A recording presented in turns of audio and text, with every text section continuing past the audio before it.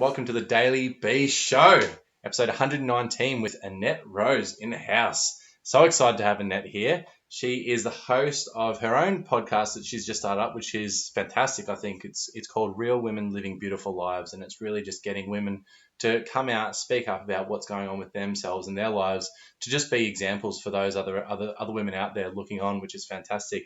She also has Ignite Your Financial Future, a Facebook group and a business where she's running, and she's a finance coach, really helping people and women in particular find that financial freedom for themselves so they don't end their lives in poverty. And I'm really excited to have a chat with you, Annette, today because, everyone's got money that they're dealing with. We've all got different money mindsets. We've all got different ceilings that we're battling with, different histories that play a part of it, and different belief systems. So, I'm looking forward to getting down and dirty around money and finance, and also yourself, to hear a bit about your background. But thanks for joining us. Amazing. So welcome. Thank you for having me. And hi, that was a hell of an introduction. I love it. Absolutely. Woo! So, for those that haven't met you and don't know who you are, can you share a little bit about what you're really up to the last couple of months and what's been going on? Absolutely. So I might just give a little bit of personal. So I'm a mum of three. I have a 9-to-5 job, but in between all of that, I have felt very called to help women. So as you've already said, for me, I just feel really strongly that women are missing a trick when it comes to looking after themselves financially. And so, I'm sure we'll get into it. We're gonna cover, I reckon, quite a bit of ground in the next little while. But that's kind of really where my heart is. And so as is my nature, I don't know if it's an Aussie thing. I don't know if it's a me thing. But the last few months I have really been just pouring everything into starting this tribe, which is the way that I want to describe it, to collectively see if we can empower 1 million women to take control of their own financial future. Fantastic. So that's me, and that's what I've been up to. Radical. And I was chatting to a friend today about the numbers game, and I don't think what came up in the conversation was just how overwhelming it is to think big picture a lot of the time for people. But when you break down the numbers, like we're 3 to 4 degrees away from 1 billion people, essentially. Like if we've got, say, 1,000 people in our circle and they have 1,000, that's not very much. It really isn't. It really isn't. I think, back in the day we would say, it was the power of the internet, but really social media is so powerful. It's crazy. Yeah. Yeah. Yeah. So I'm dreaming big. Yeah. Yeah. Well, I've been reading, what was it? A book? No, it was, I've been looking up Mind Valley, and I've been reading a lot about the CEO of Mind Valley, and just sort of learning a lot from them, because I'm creating the Beehive Academy, which is this education platform. And one of the things he spoke about, one of the things he spoke about was, if you've got small goals or small dreams, your problems seem really big. But if you got huge dreams, your problems day to day, they seem teeny tiny. So it is scary to dream big, but at the same time, it's really empowering as well, I find, to be able to do that. So I love it. It actually is, because when I first started working on this notion that I was going to build this tribe, I started with this thought that I would try and build a tribe of 10,000. And then, I think over a few days as I was fleshing things out, I was like, no, that's not enough. That's not enough. 10,000 is just simply not going to cut it. If 40% of women are retiring in poverty, I've got to magnify the shit out of this. 40% in Australia? 40% in Australia, yes, that's qualified statistic, but other countries similar to ours are very, very similar. Very, very similar. I used to work for a property company. We used to go not door to door, but we used to have in-home appointments where we'd sell them property. And we sold with scare tactic in this business. So a lot of the stats that we brought up was like, and I don't know if they're the same today, but it's like 90 to 95% of retirees are 90 to 95% of people over 65 are either on the dole or still working. And that, for me, scared the shit out of me, let alone these people I was talking to as well. But that's a huge statistic. And even if it's anywhere close to that, which I know Yeah, it is. Like, you just need to walk around and see the community to see what it is. It's hard. absolutely. It is, and I feel that there's this. We're in a moment in time where it's very, very topical to talk about gender inequality. It's topical to talk about the pay and super gap. It's topical to talk about how women still aren't making it through to the exec level positions in big corporate companies. But I've just gotten to the point where I'm like, we got to stop talking about it. Like, talking about it, actually, this is one of those things that isn't going to fix it. And when you break money down to its most basic principles about, how do you accumulate wealth? How do you, use the power of things like compound interest to magnify the money that you can build? They're actually really simple principles that, and I just got a bit of a chill as you're talking about building an education platform. We might come back to that off camera, but You feel free to ask me questions as well. Yeah. Like, I just feel like if we could go back and say, what if we got to the generation of my kids' age? What if we got to those girls, and yes, boys as well. But what if we got to that generation of girls and taught them the simple concepts and had them practice and learn the mathematics behind simple personal finance? And then what if we found a way to incentivize that with the marketing funds of big companies as they're going through school? And what if when they left school, they had a chunk of money that was sitting in trust that was going to use compound interest over 50 years to have them never have to worry about, the pay and gender gap, to be able to do what they want to do? I'm like, let's just stop talking about it. I'm done with talking about it. Let's just do it. I love it. Yeah. I love it. So I want to go back, like you're saying, into your story a little bit, actually, to see and hear from you. Like, where did this all start? What was the pain point and the line in the sand moment for you that was like, fuck this is done, this isn't going to fly anymore, and that has really fueled that fire within you? Like, what's gone on for you in the past that's created that? Look, I honestly, I think that, like many of us do, and you referred to it when you were doing that marvelous introduction that I'm going to record and just give to everybody and just say how amazing. Do voiceovers as well. Oh, Matt, I'm on it. I'm going to pay you to do me a voiceover. But we all have beliefs, and those beliefs come from our childhood, as a rule. So those real formative years when we're exposed to other people's views on money. And so I think what's really happened to me is I spent my whole life pretending that none of the things that happened to me as a kid happened, excusing all of the things that happened to me as a kid and just saying, oh, well, that doesn't matter, that's nobody's fault. And unfortunately, what then happened was I have, or fortunately, I don't know, you can look at it however you want, but, I've had a phenomenal corporate career where, honestly, I look back and I go, it can only have been that horrendous childhood that I had that gave me such grit to be able to hang in there against all of the shit that happens to women in the workplace. It is a slog. It is really, really hard. It is almost impossible to, raise a family and to become successful financially within corporate companies and, hold down jobs and have a successful, happy marriage and do all of these things. It's mind-blowing. And so I think really where I've come to this line in the sand is, and I'm sure that there may be people that I've worked with. I hope you don't recognize yourselves when I talk about this, but it's just been one piece of shit too many dealt to me by a man. Sorry, Matt, I think you're very lovely. In a corporate setting. I don't identify as male or female. I've just literally given you 16 hours a day for 6 weeks to save your miserable company, and you're giving me the worst performance rating of my life because I bruised your ego, because I didn't consult with you enough. Well, Park, I'm sorry. So, I think there's that kind of put me to the point which said, you've got to get out of corporate. You've got skills. I've worked in a lot of startups. Why are you doing this for other people? So I think that's interesting, for you, when you're coaching and talking to entrepreneurs, I think there is that spark sometimes that just goes, why am I doing this? So if that hadn't have happened, if Yep. there wasn't one too many pieces of shit dealt to you, and you had have stayed in that situation, Yep. still to this day, Yep. what would you have lost that you've now gained from having that piece of shit dealt to you?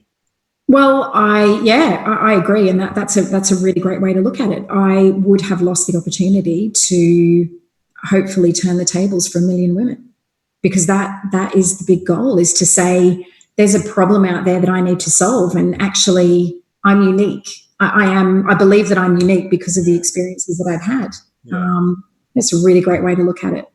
Well, it's the only way, really. If you're going to take back the power in the situation and not hand it over to the pieces of shit that are dealing with this, which they're everywhere, but they're actually little angels that have been come to us to make us feel that pain, to get our ass into gear, to make us step into our power. And so it's fucked, but it's great at the same time. I agree with you, and I think on that note, the other piece is to be able to, because when I'm talking to people about, why are you in the place that you're at financially? Because you're sitting on the other side of the table telling me that everything is broken. You've got more money going out than you've got coming in. You can't seem to get control of it. And the thing is, we all do have a money story that has to be acknowledged. And for me, the other part of that journey was, once I decided that I had to do this, I then had to go all the way back and say, okay, what actually happened to me as a kid? And I had to acknowledge those circumstances and say exactly the same. It created incredible strength. It created incredible grit. It was horrendous while it was happening, but without that money story, again, I wouldn't be here today. Do you mind sharing a bit, just so people that are still in those circumstances can recognize? Because I feel like a lot of people see people that are doing well and they go, "Oh, it's easy for you," but they don't know the shit you've eaten along the way and what you've actually faced and accepted and embraced and been able to overcome. Because that's where the real fucking that's where the gold is, right? That's where it's kind of forged. Look. Yeah. So I was adopted at birth, and normally, and in fact, my entire life, I just rolled with it and went, oh, well, it's not really anybody's fault, but actually that's a very big thing to happen to you at birth. Yeah. As a parent, I actually know my natural mum, and she said, I really genuinely believed I was doing the right thing and that I was going to hand you into a family that was loving and kind and that would be able to give you all the financial benefits that I knew I couldn't. She was very poor, single mum, working in pubs, that kind of thing. And her parents basically said, we're not raising a kid for you, so you got to get rid of it. Yeah. But what actually happened was I was adopted into a very, very cold, angry, verbally abusive, physically abusive environment. And, I think my adopted mum, you're back. Hey, don't know what happened there. We had a brief interruption courtesy of the NBN. Love it. Gotta love it. Sorry about that. No. So where did you lose me? Basically after you said that you were in the abusive family, and verbally and physically abusive family. And so I was just saying that my mum, lived a horrible life too, and I think that she really didn't want us to be living in that life. And when I was 14, she was really seriously injured in a farm accident, and I was beside myself because it didn't need to happen. Was your foster mum? My adopted mum, yep. And and I was kind of screaming at her and said to her, we have to leave. Like we've got to get out of here. Nobody can live like this. And she just said, there's no finances to do that. There's no way I can support that. And you're just going to have to wait till you're 17. There's no finances to do that. No finances, no support networks. And, I think when I look back and acknowledge that timeline, and I guess that's what I want to say to people that are struggling with their finances, you have to identify why you're struggling, because, most people are very smart. Personal finance actually isn't as difficult as we like to make it out to be. It isn't as difficult as the press wants you to believe it is, or any of the other, companies that sell you complexity. It just isn't. And so therefore you have to ask yourself why you allow yourself to be in this position. Yeah, absolutely. And there's probably a good reason, or two or three, sitting back there somewhere in your past, which explains why you allow it to happen. Definitely. Yeah. And do you have some pertinent questions that you ask your own clients even to really start digging into that? Yeah, I have an entire list of them, which are, and I'm sure, you probably use this kind of thing as well, but they're just identifying questions, which are, are you a shopaholic? I've got them all written down. Do you spend more money than you earn? Do you have a ton of debt? So are you always just going out and getting another credit card and another credit card? Do you avoid doing your tax? Do you leave money on the table when it's rightfully yours? That's almost what you're doing when you're not doing your tax, because most people get tax refunds. Yeah. There are all these identifying questions. Do you give people too much? Are you really generous? To your own detriment. Yeah. And these are all questions which help us to, I think when you stop and think for a couple of minutes even about it, really seriously, why am I allowing myself to be in this situation? Yeah. A lot of people can actually work that out quite quickly. I had a coach and she asked me a bunch of questions and I just went, holy shit, I know exactly why I'm doing this. It wasn't rocket science, but you've got to be conscious. You've got to ask the question. You got to be honest as well. Like, you've got to be willing to face the fucking truth, face the answers, look in the mirror and face the person looking back at you with all honesty, because that's the only person who can do anything about it. Yeah, and it gives me chills, because I think, all those years that I was so willing to say, it's okay, it wasn't anybody's fault, all of those things, by denying myself the opportunity to go back and say, dear Annette, small child, that was fucking shit. I mean, you're an Aussie, so you'll get this. I talk to people sometimes, they've got no idea what I'm talking about. But, like, I didn't even have 20 cents to buy a paddle pop. Yeah, like, as a kid, not even being able to raise 20 cents to buy a paddle pop from the school canteen, that's pretty shit. And,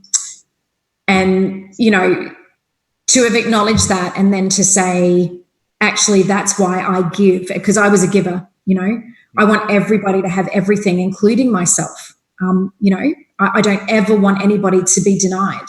And that's not a healthy behavior. Yeah, true. Yeah, it's fun, but it's not healthy. Yeah. Tell me, what financial freedom, what is financial freedom to you?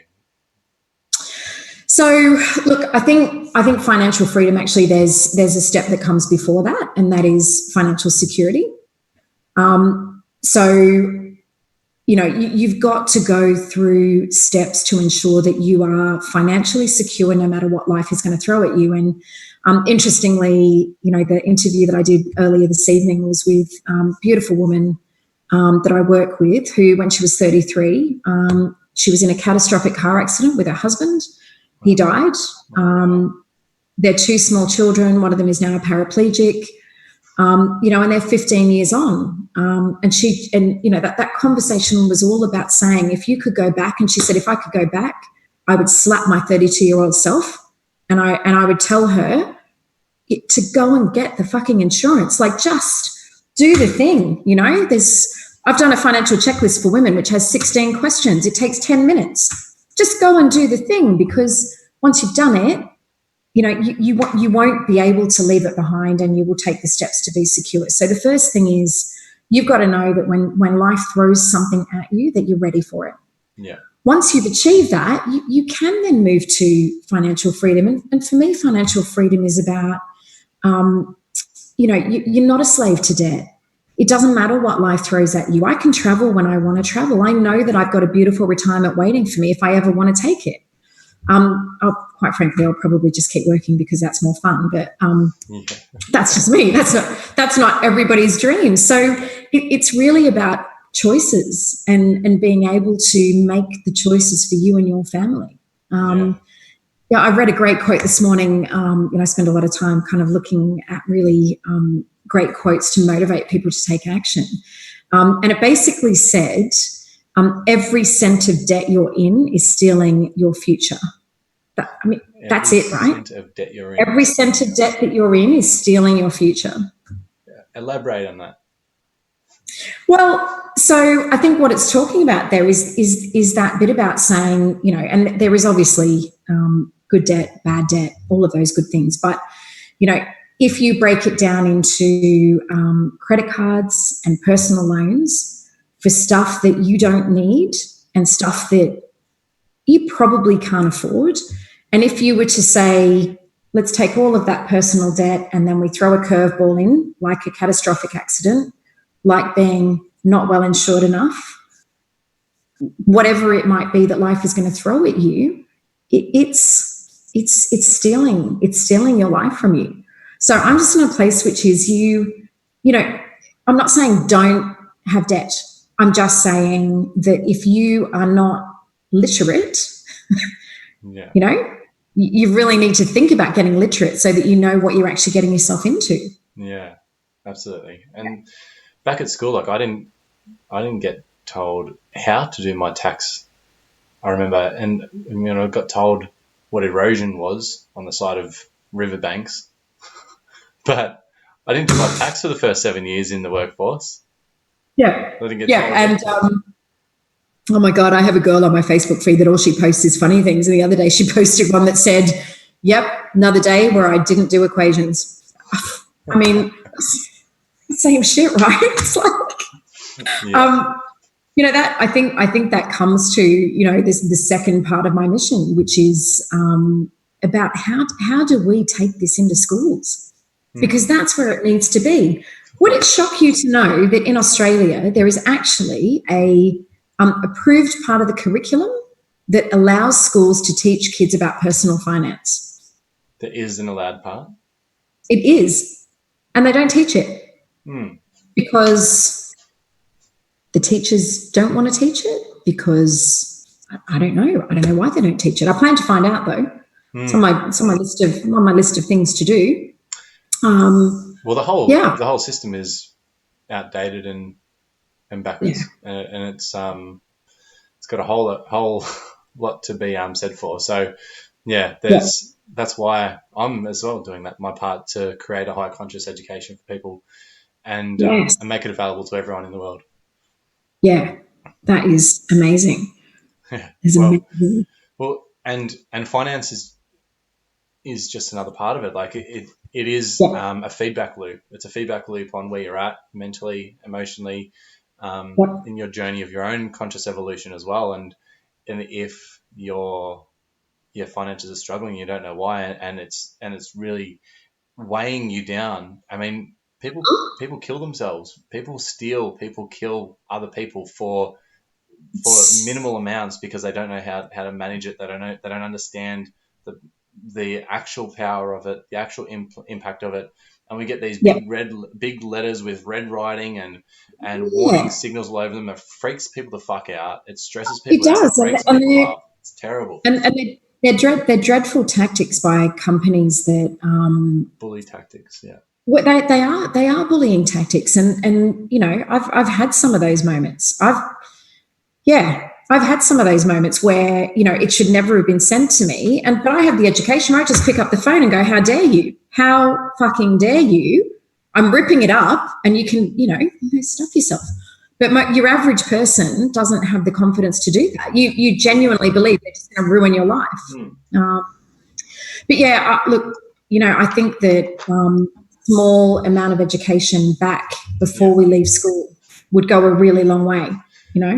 Absolutely, and I think we've got to acknowledge as well that we need to take responsibility for our own shit. Like, if we don't know an answer to something, stop just fucking assuming that everything we're told is the way it's being said to you, and inquire about things. Ask people that know. Ask people that don't have any bias. Figure shit out, because the answers really are there. Sometimes you need to dig deep, but the answers are there, and it's not always as fucking life or death threatening as what they make out to be as well. No, and that's why I love it really isn't. there and sharing this with people. Yeah, and I always just think that's a massive corporation. Mm. There are many, many things they can do with your debt if you can't repay it. It's really simple. But the key step is you've got to face up. Yeah. And that's the thing, right? So if you're in that situation, face up, ask somebody the question exactly as you've just said, find the answer, and then be brave and pick up the phone and just say, yes, it's a bit shit, but I just can't afford this. Yeah. And the company either will or they have to do something about it. That's basically that's it. If you're communicating with them, they need to hold on to it. They can't enforce things. They can't do anything else. They need to be. Correct. Yeah. Correct. Yeah. So I think there's a lot in there about as you've said, you do need to. To me, I talk to women all the time about wake up. Wake up. Just take a step forward and be brave. Not as hard as you think it is. Yeah. Once you've taken one, it's easier to take the next one and the next one. Yeah. What do you find is the most common reason for people really struggling with their finances from the women that you're speaking to? I would say, and I've given this a lot of thought and a lot of conversation. And bear in mind, I probably speak to more women of my, kind of my age. So I'm 47. The target audience that I tend to speak to is that 35 to 55, but a lot in my age group. Yeah. It is that we believe that somebody else is going to take care of it. So we've been brought up in a generation where the man handled the finances, dad always dealt with the big money, mum dealt with the groceries, dad is going to take care of it. The government will take care of it. There will be a pension. My husband will take care of it. We've got super together in the company. I have no idea what my super is, but it's all under control because my husband's got this in hand. And I know I don't making equality for women, and yet they're coming to you saying, "No, the men will do it. The men will do it." Yeah, well, yes, and it is. It's bizarre, isn't it? Like when you think about it, it's like it's funny that that's what's coming up for you as well. Like, help me, help me to understand this. Like so I do. This is the fun thing I do with women, which I've scribbled all over, but it's called the aha moment. You might not be able to see it, but. We kind of just do a little timeline and I go, okay, so put a line where you are now in terms of your age and scribble everything out to the left because that's gone.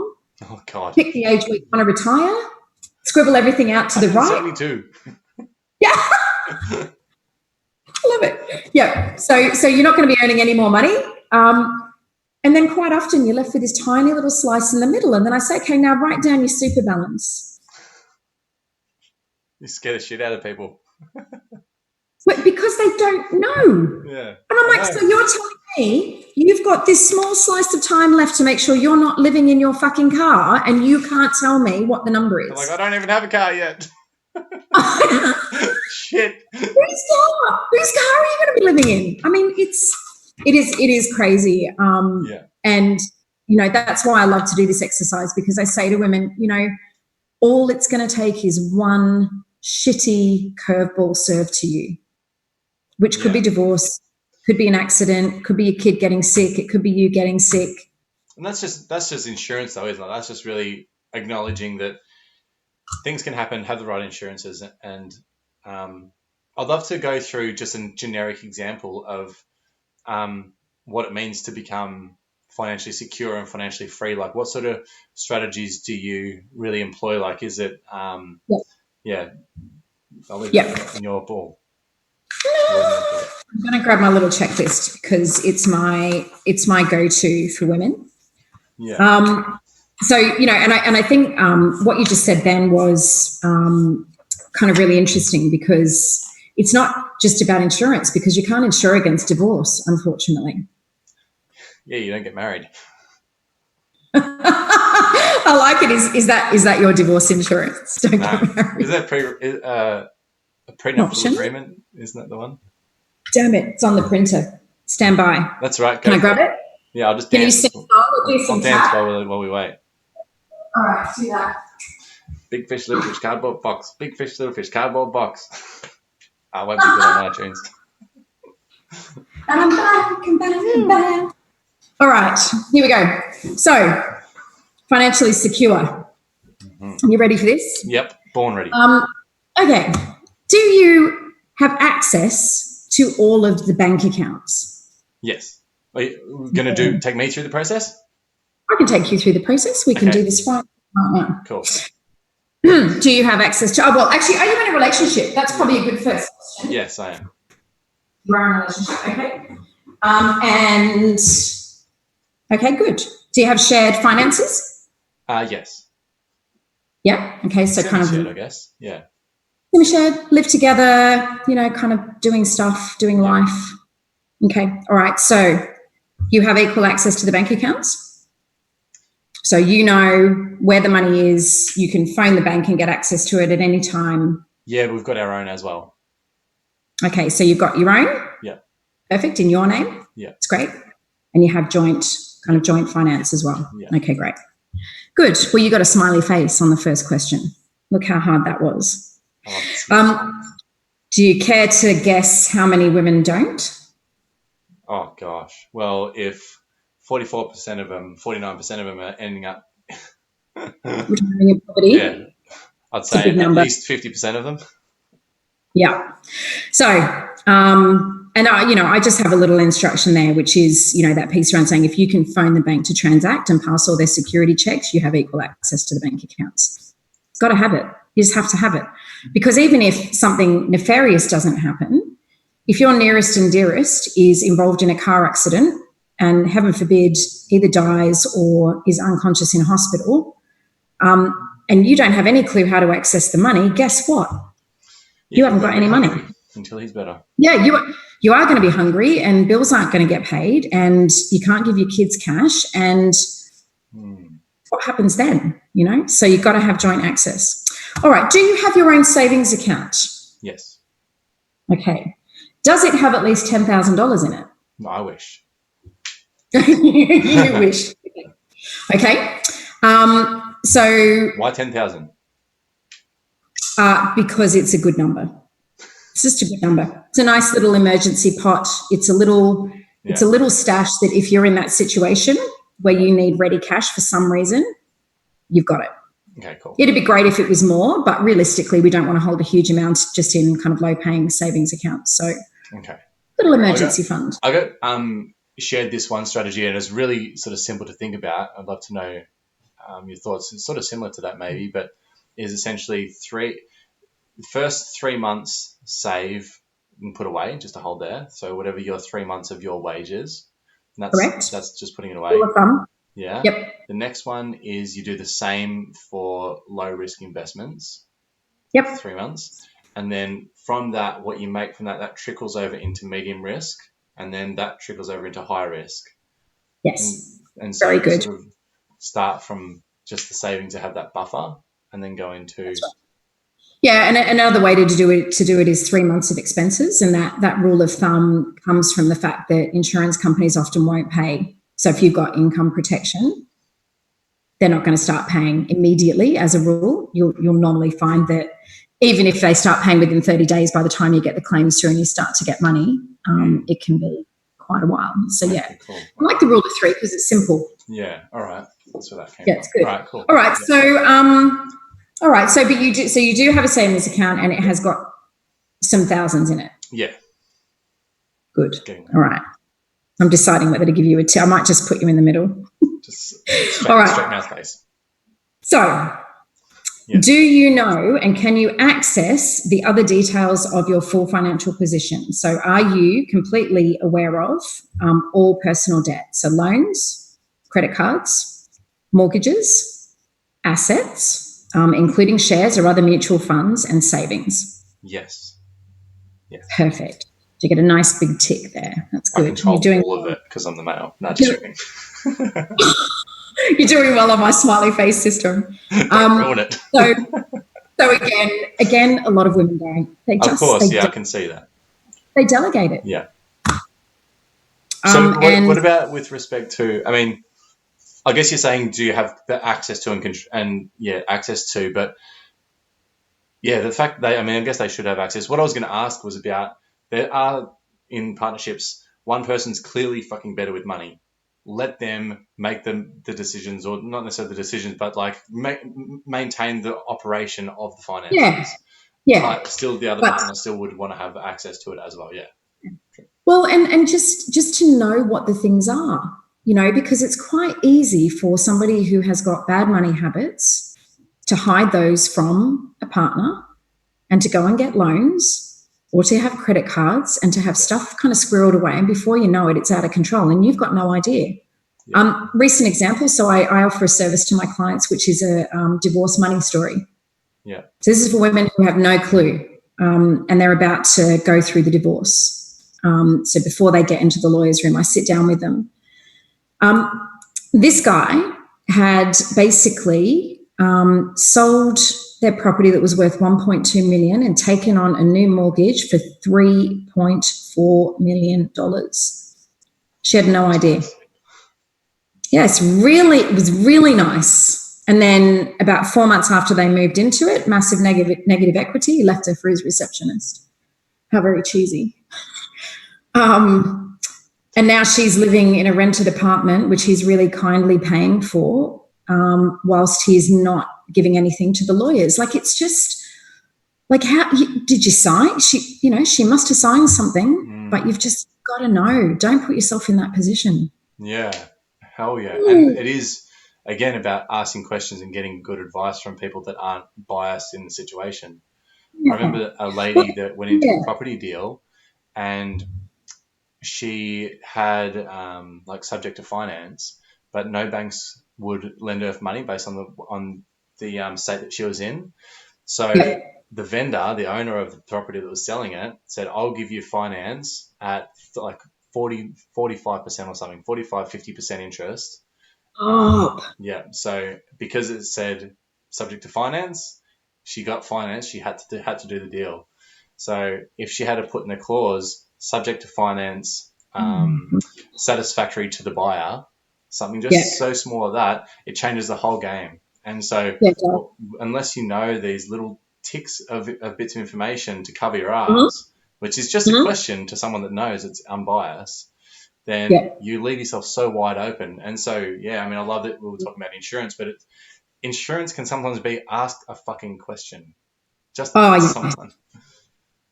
I like that. The simplest form of insurance, be informed. Yeah. Okay. I know where all my superannuation is. Yeah. Oh my God, that was such a fucking effort. Oh God, yes.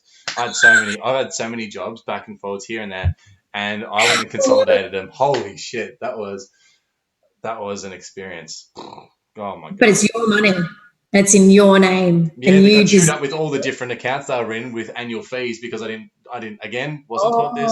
So I had insurance you don't need. Accounts. Yeah, 14 accounts. And in I think Tony Robbins' book Unshakable, he talks about how debilitating to your future wealth asset management fees are. So the fees of these superannuation companies, if you're not watching, they can be up in the 7 to 10% range. My mate got a letter from his super company saying, "Congratulations, your super made a loss this last quarter." It was like a generic mail, but no. There should be no super. Nobody in Australia should be making a loss on their super. I mean, get out of that super fund. Yeah, people don't even know how to look. I'm making a solid 10%. Yeah, how many people that you speak to even know what a superannuation fund does? So no, they don't. They have no idea. They don't understand the fees. They don't understand the insurances. They don't understand its power and the compound interest. They don't understand the investment strategies. They don't understand anything about it. And for women, again, I know I'm harping on about it, but what they also don't understand is the power of the one thing that is in your name, right? If everything else is, you've got grumpy faces all over your financial checklist, it's in your name. It's your money. Yeah. Powerful. Very good. So you got a tick. You do know where all your super is. So that's good. Do you know the current balance of all your superannuation? Yes. Yes, Boom. I do. Good man. All right. Not much because it got chewed up. Okay. All right. But you're back on track, yeah? My super is this. This is my super. Yes. Now, what I tell women is that's great, but still keep putting some money in, right? Yeah. Because if all your plans and dreams come true, amazing. Yeah. We just go sponsoring in a car accident. Oh. Yeah, but if a lot of him. Yeah. There's a bit of shit that comes in the way, you're not giving it all away. So yeah, keep putting a bit of money aside, keep trying to pay into. But yes, have a plan. Have a plan, which is your brain. I like it. Okay, this is probably not one for you. I know how much I should have in my super now, independent of my partner, to live the life that I want to live when I retire. So with this, right, I mean, a little bit off topic from the question, but you're dreaming big, right? I'm dreaming big. Huge. So yes, it's great to put things away, but my dreams transcend the necessity for superannuation. Yep, I get that. And that's optimistic thinking, but also, that's a part of my risk, personally, part of my risk factor, and everyone's got a risk factor. Yeah, so that's exactly right. Well said. And I think, look, a lot of the women in my tribe, they're crafters. So they're making beautiful, beautiful handmade stuff. Yeah. And I talk to them about saying, "Are you putting any of that into super?" No. Okay, why not? Yeah. Well, because I'm a fan, but have a plan. I'm a fan, but have a plan. Fuck yeah. So I didn't mean to say that. Actually, that just sounded really funny. I think it's the wine. But, this is what I say to them. That's fucking awesome. Have a dream. Have a big-ass dream, but do not tell me that you don't have a plan to make it. Yeah. So when I say to them, what is your plan to explode this business? How are we taking this online? How are you going to get volume in here so this becomes your happy ever after? Is it still that the government matches contributions as well, dollar for dollar, up to a certain point? Super. Yeah. So yeah. So doesn't the government match dollar for dollar personal contributions up to a certain amount? To a point. Yeah. How much? Do you know how much it's up to? I don't know off the top of my head. Yeah. From memory, it was about 10 grand, or maybe give or take 10,000. I could be completely wrong, but that's what my memory said. It's been years since I've even looked at that stuff. But that's even if all you're doing is that amount, I think that's a really great start to go, I'm getting free fucking money for just saving, free money for saving. And there's lots of other lurks and perks like salary sacrifice. So if you're in a corporate job, that's my dog who's just come to say hello. Yeah. So salary sacrifice, get into those tax-free contributions. Some employers will even do the match as well. So, okay. So how much super you should have. Yep. How old are you, Matt? 33. Still young. All right. Oh, you're a baby. Better, young enough to do it again. Yeah. You should really have about 147 grand. I'm a little bit tougher for me because if I would 7,000 what? Australian dollars. Toys, Australian dollars in my super. Yeah. You're right. Right. Tell him she's dreaming. I know, right? And I'm 47, so I should have about 360K. Based on what? Just based on, average interest rates. So let's say you're earning 5% interest at the point in time at which you invest your retirement savings to give you a return on income to live a comfortable life, drawing around $70,000 a year. Yeah. Okay. It's not the retirement that I want to live, but. Is that based on working full time up until this point and putting that much away, or? Yeah. And clearly, it's everybody's number is going to be different. It depends on, do you own a property? Is this the life that you want to live? Maybe you don't want to travel. Maybe you don't care about traveling. Yeah. But it's the bit about saying you're going to live for a long time after you retire. Like you are. It's going to be 30 years probably if you're really lucky. And the pension. It's a fucking long time. The pension's like $300 to $400 a week. Oh, can't live on it. It's bullshit. No, Rent's not going to be that. Rent's going to not be that cheap. no, correct. Especially So if you don't have some means of having somewhere to live, there's no way you can live on a pension. You just can't. And there are schemes where you can sell your soul to the no. Okay, I'm kidding. You don't have to sell your soul, but look. I guess if you're in that position, below. I'm buying souls right now. Yeah, that's right. Sign here in blood.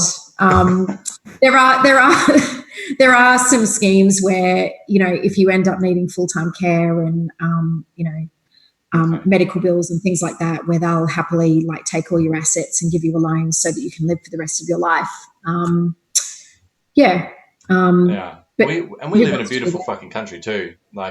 Where you will be looked after to a point, and I mean, $300 to $400 a week. You still get $300 $400 a week, you lucky motherfucker. Yes. Some people would be out in the streets in different countries. I know. Yeah. Well, that's right. And we are incredibly privileged in this country, 100%. Yeah. All right. We've discussed the emergency funds. So this is separate to your savings account. So we've established that you've got your own savings account. Yeah. Do you guys also have a joint emergency fund which can cover up to 3 months of your total expenses? No, we don't have that. Okay. All right. So you're getting I mean, you're doing pretty well, but you're getting a grumpy face on that one. Oh, gosh. That's all right. Sorry. Okay. We have the right personal insurance that will ensure we're okay if something unexpected happens. I haven't updated in a while, but yeah, I'd say so. Yeah. Okay. Got some life insurance tucked away? Yeah. Yeah. Got some income protection insurance? Yeah. Income, life, TPD. Got it covered. Awesome. Back to the happy faces. You're doing really well. So you currently got 1, 2, 3, 4, 5, 6.5 out of 8 in the happy column. I'm print out to show my mum how good I did on my test. And you've got 2 out of 8 oh no, that's not true. It's actually 1.5. I can't count. That's right. Count. We're rounding up.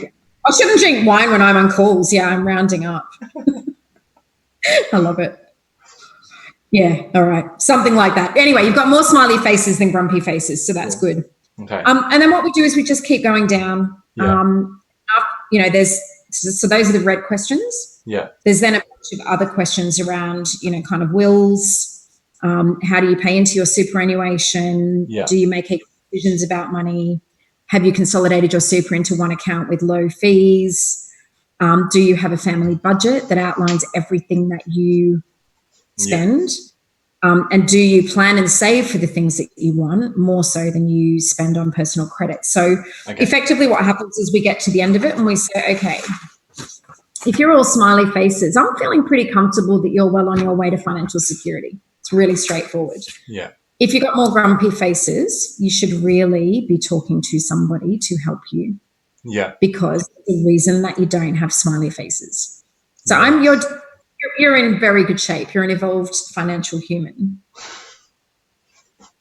Well, thank you very much. You're welcome. So what I'm gathering as well is that that's really to help people get out of the shit and get to at least a neutral point. Yeah. That's exactly. Yeah. Okay. Cool. Do you deal with investments as well, like to go from neutral to thriving?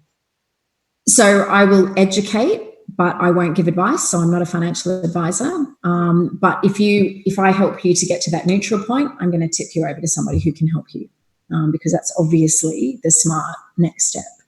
Yeah. And that's a part of your mission statement really is to just eradicate essentially poverty within women. That's right. Isn't it? Yeah. That's exactly right. Are you aware of the global goals? Have you seen them? I haven't. Share. Check out the global goals, guys. If you're watching, check out the global goals.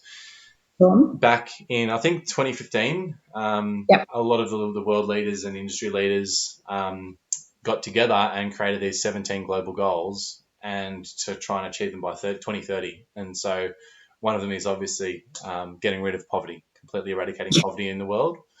Well, we're doing so well. Yeah, we're getting there. Yeah. You can make faces, but fuck yeah. If you go back, Are we getting there? hey, are you Are we joking? getting there?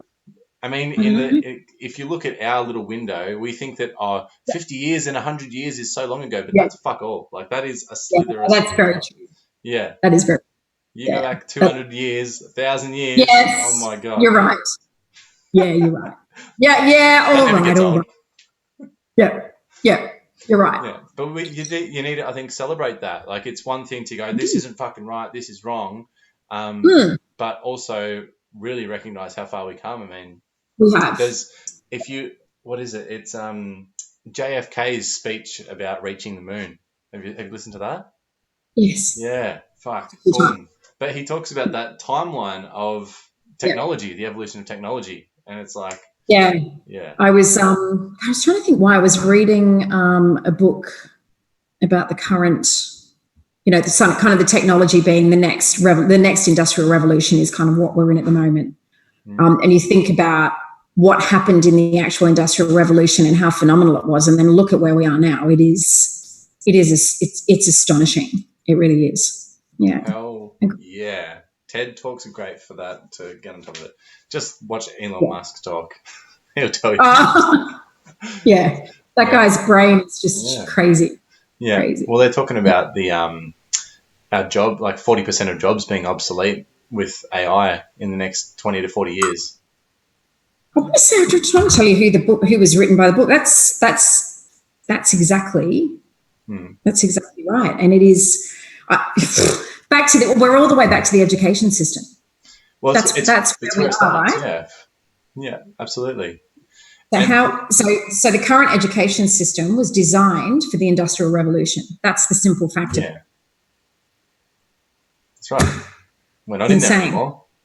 No, And when there's no, 40% of the jobs gone in a society mm-hmm. where people they relate their self-worth with the employment that they do or their career, Yep, and yep, there's half of the society out of employment, they're not going to have any self-worth. Their entire consciousness needs to change. There's going yep. to be sort of like the doll, but essentially there needs to be income that's just given to people to survive, because they're not going to have work. Yeah, that's right. Massive, Who massive was I? shift.